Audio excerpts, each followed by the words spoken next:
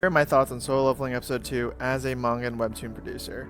You know, when I was reading the manhwa, I was thinking, this is a really strong start to a webtoon series. And I still think that for the anime, but part of me thinks that the first and second episode should have been combined into a pilot.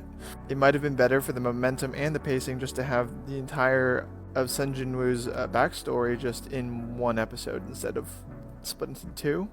That being said, looking at just episode 2, I was surprised at how freaking violent this was.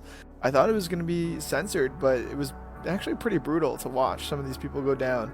I think that the anime opening by Hiroyuki Sawano is a 7 out of 10, and actually what brings the rating of it up is the animation. The animation looks like a 10 out of 10. I think Hiroyuki Sawano, while I'm a super fan of his, like he's one of my favorite composers, I think he didn't do his best work on this opening and in Solo Leveling so far from what I've seen.